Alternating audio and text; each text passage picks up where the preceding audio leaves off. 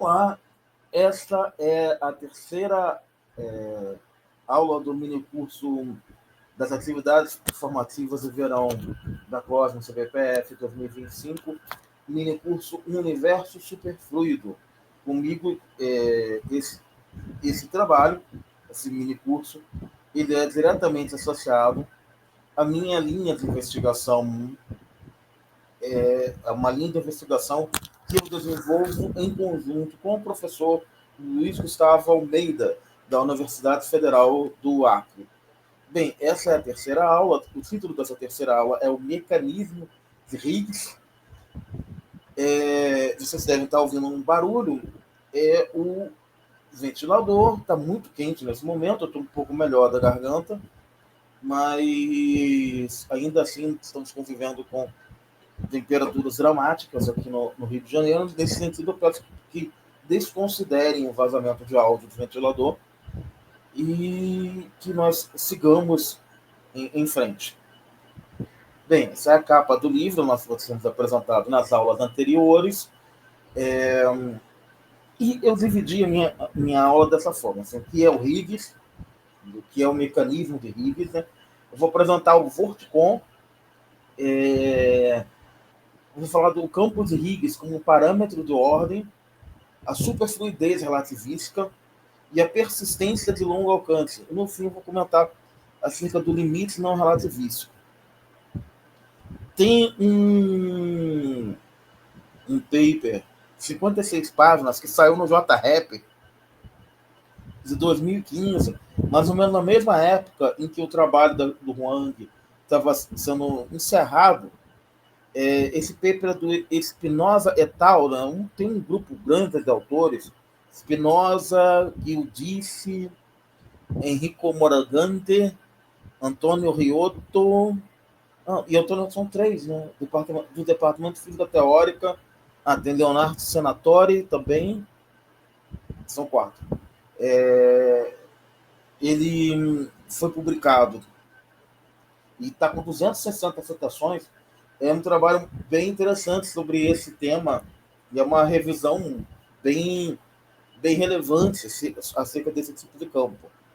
É o campo de Higgs, que ficou muito famoso na literatura, inclusive na grande mídia recente, por conta da investigação que foi feita no LHC em busca do bóson de Higgs, né, que é o bóson comunicador desse campo. Mas, afinal de contas, o que é esse campo? Né? A gente, eu já tinha mostrado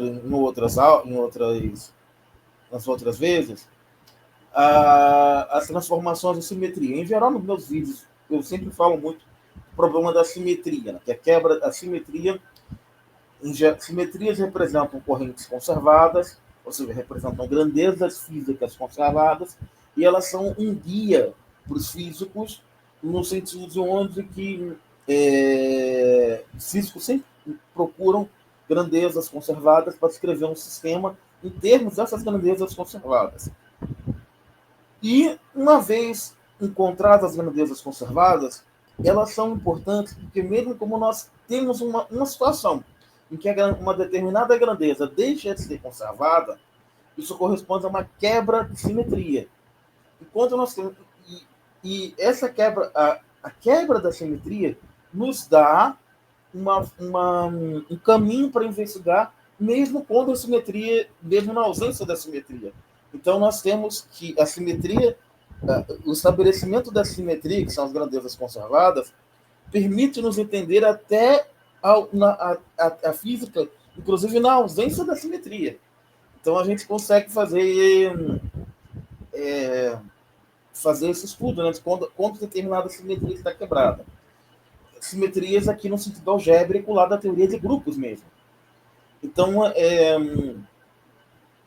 eu vou comentar aqui uma transformação de Gauge que é feita sob o grupo de simetria 1,1. Né? A transformação de Gauge é uma transformação que deixa a simetria invariante, né? É uma transformação dentro do grupo de simetria, e essa simetria 1,1, ela é um grupo, ela pode ser representada por um grupo unitário 1,1, né? E é a simetria global do eletromagnetismo, e essa é a transformação de simetria, a transformação que deixa a simetria 1 invariante. Se nós temos uma variável e ela é multiplicada por um parâmetro exponencial de iθ. Essa variável representa um campo de partículas carregadas. E o θ é uma constante real. Nesse sentido, a invariância sobre variância sobre simetria 1 é uma transformação local de Gauge que ela mantém as grandezas invariantes dessa forma. Né? Nós temos aqui tanto as cargas quanto os campos, o campo vetorial do eletromagnetismo fica invariante por essa forma. Então, isso me dá uma ligação entre a transformação da carga e a transformação do campo eletromagnético. Assim, onde esse que eu estou usando é uma função arbitrária de coordenadas. O único requisito é que essa função ela respeite a simetria 1,1. Ela é uma translação dentro da simetria 1,1, né? Que pode ser entendida como um ângulo numa circunferência de raio 1. Então, quando a gente faz essa transformação, de coordenadas de Gauge, né, a gente recebe a mesma física. A física, essa transformação aqui, ela não viola as leis do eletromagnetismo. Ela não viola as equações de Maxwell. A lagrangiana maxwelliana continua sendo a mesma, as correntes conservadas continuam sendo as mesmas. Então, eu tenho aqui a lagrangiana de campo livre, né, que é um campo de Maxwell, onde eu estou lidando com uma grandeza no formalismo covariante, e uma corrente conservada. Como o campo é livre, a única corrente que eu posso ter é a variação desse objeto. Assim, nós temos uma corrente conservada para o quadro potencial. Né? Então, nós não temos outras fontes ou sorvedouros. Esse campo livre ele está distante de fontes e sorvedouros. Ele está distante de cargas e correntes. Bem, então eu vou começar a violar essa simetria. A partir dessa próxima transparência, a partir desse próximo slide, eu vou violar a simetria fazendo uma introdução de massa para violar essa simetria de Gauge. Então, a partir de então, eu já não estou mais lidando,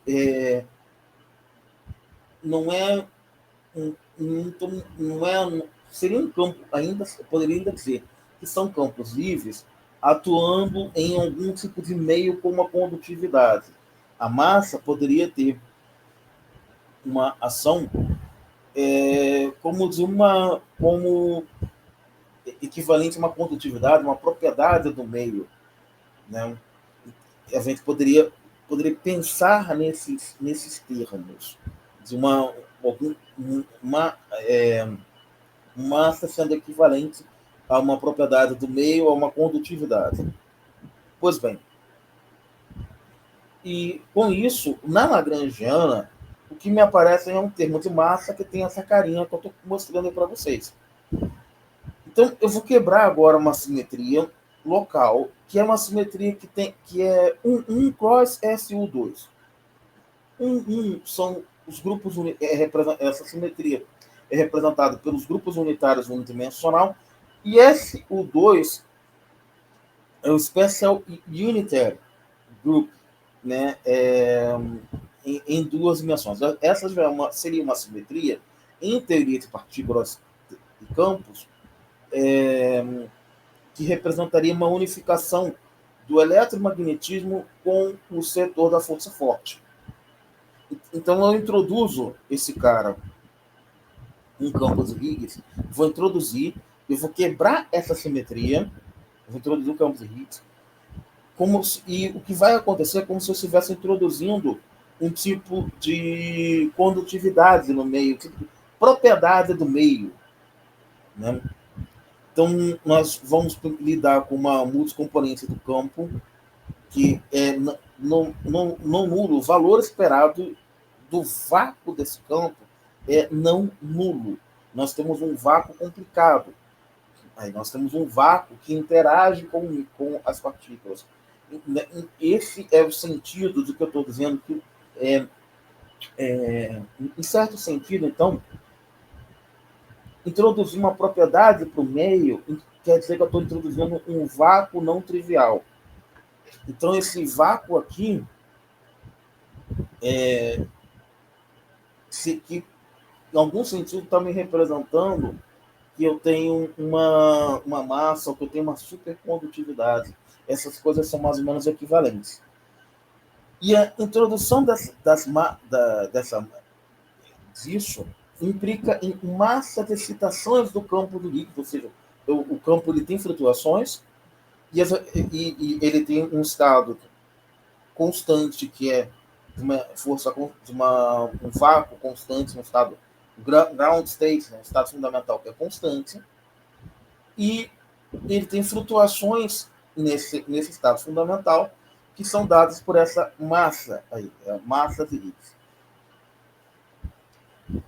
Nesse sentido, os bósons da teoria eletrofraca, eles são os bósons φ0, que correspondem a esse campo que eu falei, esse vácuo aí, né? E as excitações são dadas por esse valor esperado. O que a gente tem aqui é que esse estado ele está evoluindo temporalmente frente às perturbações do vácuo. Uma massa dependente da posição, né? Então, o que a gente tem nesse cenário de introdução de um vácuo nesse tipo de teoria equivale à introdução de uma estrutura de superfluidez nessa teoria, uma estrutura de fluidos em que a gente está lidando como se fossem vórtices. Ou seja, nós temos uma partícula, um bóson Z0, por exemplo, e ele vai interagir com o meio. Então, esse bóson é substituído por esse objeto em altas energias, né, colisão de altas energias. Então, a gente interpreta que ele está sendo substituído por uma coisa que a gente chama de vorticon, que seria como... isso é uma forma de modelar a interação desse objeto, que seria uma partícula, um corpúsculo, com o meio dele. Então, ele passa a ser uma coisa estendida nessa forma de anel, e nós teríamos uma circulação exatamente como nós temos em vórtex. Em vórtex em fluidos, realmente. Então, nós temos esse anel, né, que esse objeto está aprisionado ali dentro, armadilhado. Né, acho que não sei se existe esse termo em português, armadilhado, eu acho que é melhor falar aprisionado mesmo, né? Ele está trapped. Né? Então, essa figura que eu estou mostrando aí, ela mostra um bóson vetorial, que ele foi criado em altíssimas energias, o bóson Z0, e ele colide, induzindo uma estrutura do tipo superfluido, e é uma reação de volta. E essa reação de volta, ou seja, essa interação do objeto com o meio, acho que eu já até expliquei isso, é que representa esse negócio que a gente chama de campo de Higgs. Criando assim, essa estrutura, tipo um anel, um anel de vórtice, né? E resultando numa partícula armadilhada e instável, que a gente chama de vorticon. Porque essa interação dela ela pode romper a qualquer momento, então ela é bastante estável. E ela tem um tempo de vida da ordem de 3 vezes 10 a menos 25 segundos. Então, essa é a estrutura que eu estou lidando, né? Um bóson, uma um corpúsculo andando no meio, onde esse meio tem uma interação com ele, essa interação é o campo de Higgs, é isso que quebra a simetria. Então, é essa a interpretação que a gente tem para o campo de Higgs. Né? O campo de Higgs é uma resposta do meio, exatamente como se esse bóson estivesse andando, como se esse corpúsculo estivesse andando em um fluido. Por isso, o tempo todo a analogia com fluidos. Né? Exato. Pois bem. Então, para modelar o Vorticon, eu vou usar as propriedades da teoria de vórtex. Né? Eu vou considerar um campo vetor, que esse campo vetor ele tem ele é ele tem um gauge de Coulomb ali, né? Labra escalar z igual a zero. Então, ele vai gerar um campo observável B, que é um campo magnético ligado ao Vorticon, gerado pelo Vorticon, e o campo E, em respeito ao gauge de Coulomb, eu vou ter que é um...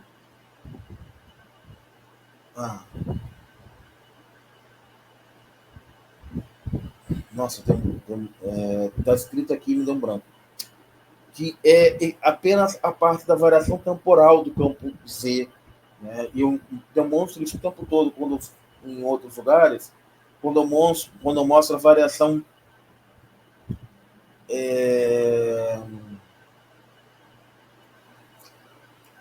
quando eu mostro simetrias e gauge em campos eletromagnéticos. Então, isso aqui, no meu entender, isso aqui seria interessante se fosse até uma forma da pessoa entender melhor essa simetria, você abrir os campos A e B em termos do potencial colombiano mais o potencial vetor, abrir em termos deles direitinho e ver como é que fica as equações do Maxwell com essa carinha aqui.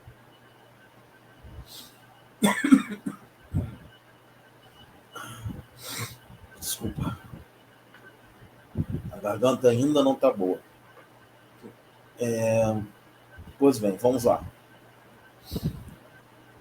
Então, eu defino o potencial. Esse potencialzinho aí, ele está em termos do campo lá que eu tinha definido lá atrás, né? Aí, em termos desse campo aí. Né? Então, a gente vai ver já que esse potencial aí, ele tem uma cara de um campo em termos de massa, né? Aqui, assim, eu não sei se vocês veem o meu cursor, e o outro termo a gente vai ver que é um termo de espalhamento. Então, tipicamente, essa é a escala de energia para esse tipo de objeto, onde a massa de Higgs de 125 GeV me dá a constante de acoplamento. Então, nós temos a carga e a massa do Z também deduzidas por aí, né? Onde aqui nós temos a carga elétrica e a massa, um ângulo de Weinberg, que é um ângulo de espalhamento em que o Vorticon está agindo com o... Estou fazendo versos comum, não sei se vocês estão vendo. Está agindo aqui, ó, está batendo com o meio, então seria um ângulo de espalhamento, que é dado por isso aqui. Nesse sentido, o campo de gauge com parâmetros de ordem, ele vai obedecer a essa lagrangiana do micromundo, né? Que eu tenho ali um potencial, que eu já tinha descrito, e um termo cinético associado a uma derivada covariante que me traz o quadro potencial, o quadro vetor Zemi. Quando a gente põe em fontes, eu posso ter o terceiro termo aqui é uma corrente, né? E eu tenho uma carga, modificando essa e aí fica dada. Desculpa. Minha garganta ainda não está legal. Aí eu tenho a corrente conservada, né? E eu vou negligenciar o termo de massa para o potencial vetor que eu estabeleci. Sendo assim, eu fico com uma corrente ali e com o termo cinético, onde o potencial é esse aqui. Opa? Bem. Sendo assim, eu tenho a propagação desse objeto dado por um setor de uma propagação de uma onda, usualmente, né? Alguma coisa que eu posso dizer genericamente, que é um efeito de condutividade, ou o termo de massa, que está ligado aqui ao potencial, que é exatamente a reação do Higgs, mas uma outra coisa que seria um acoplamento de duas correntes. Dessa corrente. Cadê? O que houve? Cadê a minha outra corrente? Tinha definido aqui uma outra corrente.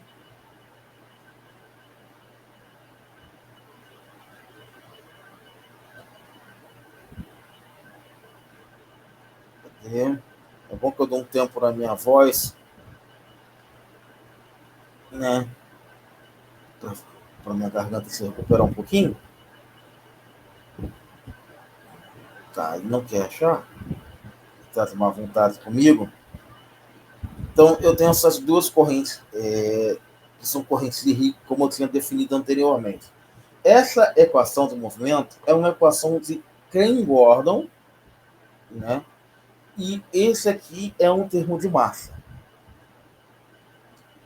Daí eu já tinha representado o termo de massa. Então, com essa estrutura, eu deduzo a propagação de um tensor momento-energia, ou seja, isso aqui é um fluido, é um objeto ideal, um fluido ideal, com uma pressão que é dada pela Lagrangiana que nós temos visto. E esse fluido ideal, ele é ele é uma grandeza conservada. Ele respeita eu posso deduzir uma teoria Oppenheimer-Volkoff dele, né? Sendo assim, eu posso lidar agora com um superfluido relativístico, onde eu considero para esse objeto φ, que era lá o campo de Higgs, o campo que eu estava achando, e eu vou fazer um tratamento de superfluido relativístico em cima dele agora, onde eu vou considerar que a corrente desse objeto aí me dá essa velocidade, que é a velocidade do superfluido em cima da fase desse termo de ordem. Então, eu normatizo a minha, a minha quadra velocidade, estabeleço que ela é um vetor do tipo tempo. Na verdade, ali era a minha trivelocidade. Era a quadra velocidade, eu normatizo a trivelocidade. Estabeleci que ela é um vetor do tipo tempo, e aí eu escrevo esse objeto normalizado, né, que é o meu vetor WU, que está relacionado à quadra velocidade desse superfluido,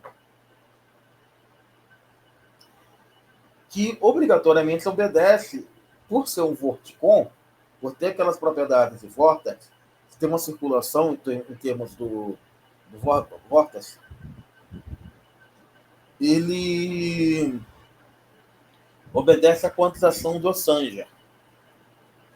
Sendo assim, eu substituo o parâmetro de ordem, a fase do parâmetro de ordem pela propagação temporal. A frequência fica comparável a uma massa de repouso quantizada. Desculpa. Então, estou tratando com um pulso que vai se propagando. Assim, o meu campo de Higgs ele vai ser descrito mais ou menos desse jeito aí. né? Eu estou abrindo ele, e aí aparece um novo termo, uma nova a primeira fase que a gente estava lidando, e essa descrição toda é a menos uma outra fase aqui, né? Que é essa exponencial de ICT. É interessante a gente checar que esse cara, essa grandeza, isso pode ser um exercício para casa também. Ah, as transformações não lineares de Klein-Gordon, elas se reduzem às transformação não linear da equação de Schrödinger. Não, peraí. Não é transformação, desculpa. A equação não linear de Klein-Gordon, a NLQG, ela se reduz à equação não linear de Schrödinger no limite de C indo para infinito. Ou seja, você está voltando para se você considera a velocidade da luz infinita, a gente recai num formalismo não relativístico. E aí a gente tem as grandezas todas redefinidas para essa equação não relativística, onde a gente acaba que nesse limite a velocidade superfluida fica definida em termos desse parâmetro ΔS que eu tinha mostrado anteriormente. Ou seja, ele é esse parâmetro que aparece aqui, exponencial de IS de x e t. Então, ele acaba sendo um regulador, jogando um papel um pouco de um regulador relativístico, né, para esses limites. É interessante pensar esse limite do C infinito. Ele tem um nome na física, que é um chamado de limite carroliano, que é uma... Quando a gente faz isso na velocidade da luz indo para o infinito, a gente acaba obtendo umas transformações cinemáticas que não necessariamente são as transformações também, as transformações galileanas, né? E entre essa a gente tem, quando a gente faz a contração do grupo galileano, a gente tem as transformações desculpa, do grupo de Poincaré, indo para o infinito, recai na galileana aqui. Mas existe uma outra contração de C indo para zero, onde nós temos um espaço absoluto e um tempo variável. E isso é um outro limite que as equações de Lorentz nos concebem. Então, e com isso a gente tem um boost de Lorentz, um boost que seria equivalente a um boost de Lorentz, que é dado por isso aqui, ó. E aí é interessante porque a parte temporal acaba dominando sobre a parte espacial. Eu acabei de falar isso, né? No limite C indo para o infinito, a parte espacial domina, e no limite C indo para zero, a parte temporal é quem domina. Então, isso aqui é uma. Isso não está lá, não. Eu peguei isso de outros papers, desse paper que está colocado aqui, que é um limite que a gente faz, que hoje em dia o pessoal está discutindo bastante em algumas publicações. Isso não está no livro, um spin-offzinho que eu estou fazendo, The Carroll Limit, que eu orientaria vocês a dar uma olhada nesse limite. Bem, com isso, eu estou chegando à conclusão dessa minha apresentação. Felizmente, consegui fazê-la um pouquinho mais curta, pela saúde da minha garganta, que está doendo. Nesse sentido, eu vou encerrar para poder gravar a próxima, o capítulo 4 desse mini curso.